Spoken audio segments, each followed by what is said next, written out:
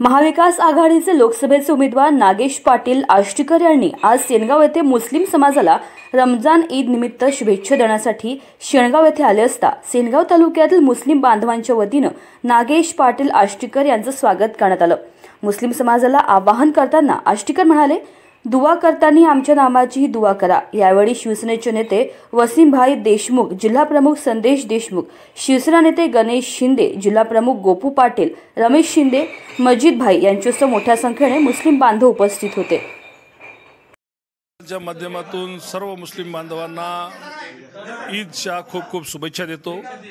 अतिशय छान प्रकारे त्यांनी एक महिनाभर सगळी ईश्वराची सेवा केलेली आहे आणि त्यांना खूप खूप शुभेच्छा।